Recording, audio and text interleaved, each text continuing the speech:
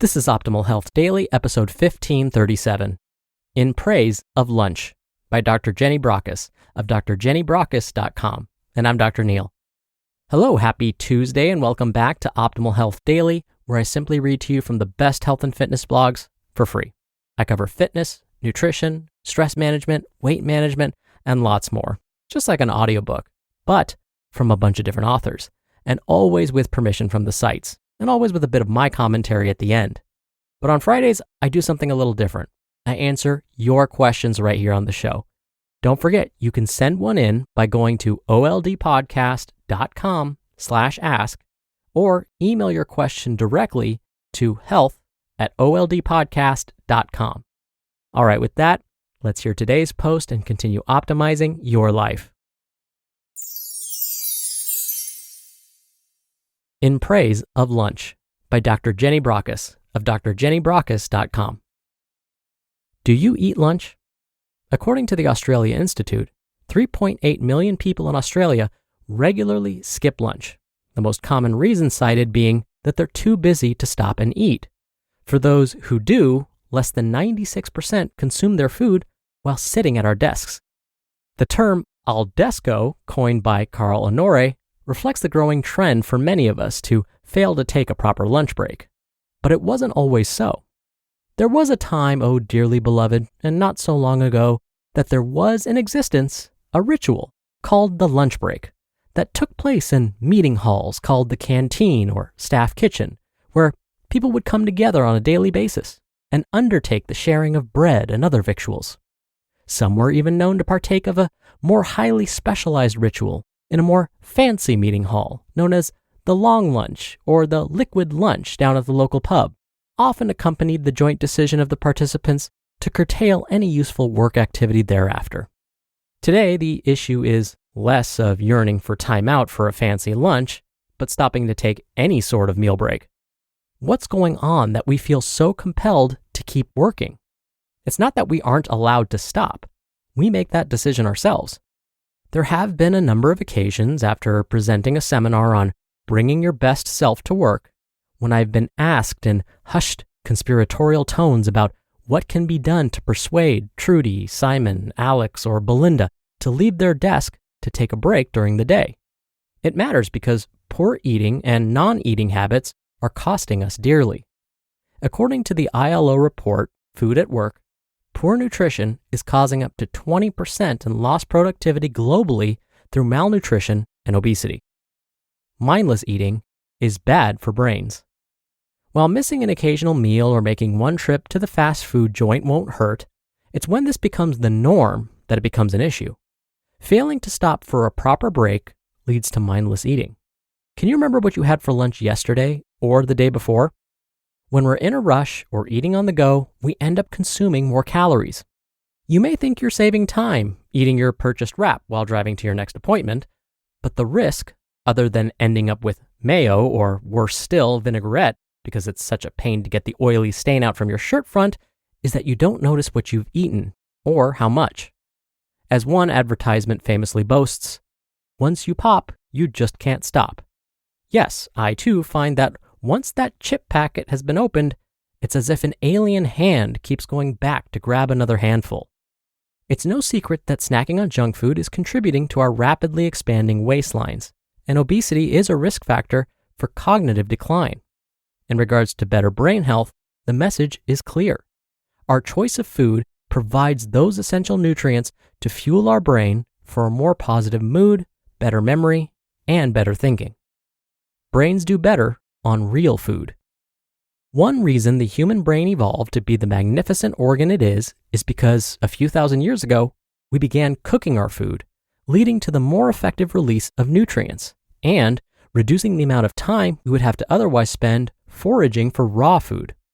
The best foods for brain health have been shown to include those as found in the Mediterranean-style diet that is based primarily on plants. Yes, Mom was right to tell us to eat our greens, some lean protein, seeds and nuts, fruits and berries, whole grains, and plenty of water.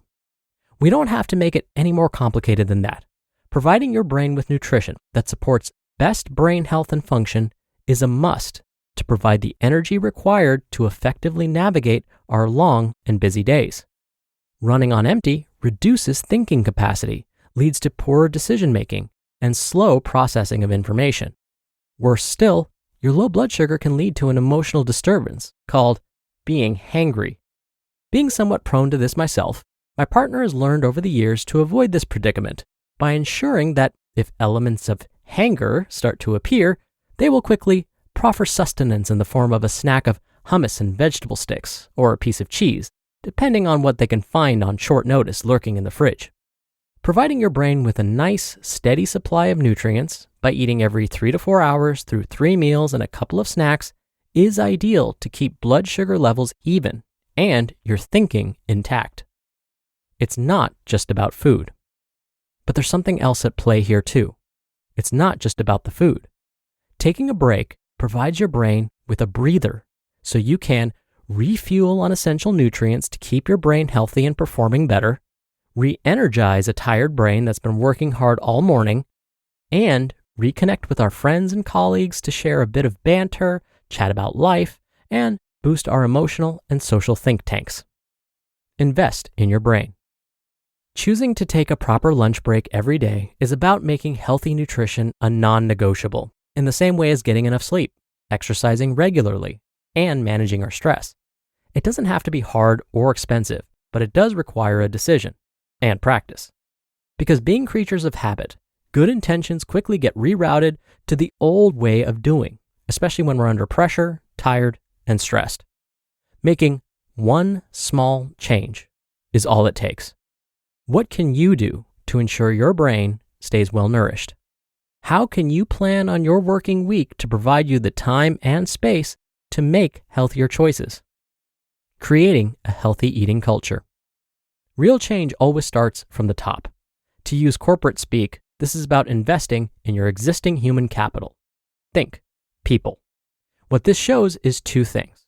1, you care. 2, you understand the value of having a happy, healthy, well-nourished workforce in relation to productivity and performance. Breaking bread together was one of the earliest ways we learned as humans to create meaningful and trusting relationships. You just listened to the post titled In Praise of Lunch by Dr. Jenny Brockis of drjennybrockis.com. There's a lot of confusing health information out there. Biased and impersonal information is everywhere you look. So, if you want a more personalized approach to your health with science-backed recommendations for positive lifestyle and diet changes, check out Inside Tracker. They were founded back in 2009 by leading scientists in aging, genetics, and biometrics from MIT, Tufts, and Harvard. And their mission is to improve the health span of people everywhere so they can enjoy longer, healthier lives. They do that by analyzing your body's data with their patented algorithm, and then giving you a customized action plan to help you reach your potential. And your progress is tracked every day. Inside Tracker is the guide illuminating your path towards your personal best, with a clearer picture than you've ever had before of what's going on inside your body. For a limited time, you can get 25% off the entire Inside Tracker store. Just go to insidetracker.com/OHD. That's insidetracker.com/OHD for 25% off the entire Inside Tracker store. Dr. Neil here for my commentary. Look, Dr. Brockis is absolutely right. The quality of our diets can absolutely influence brain health. In fact, a meal plan supporting brain health would follow a Mediterranean-type diet, as Dr. Brockis mentioned, and it might look something like this. Every day, consume mostly whole grains. Get your 5 to 9 servings of fruits and vegetables each day, especially those that are dark green, orange, and red. Eat red meat sparingly, and instead consume lean meats like poultry and fish especially twice a week.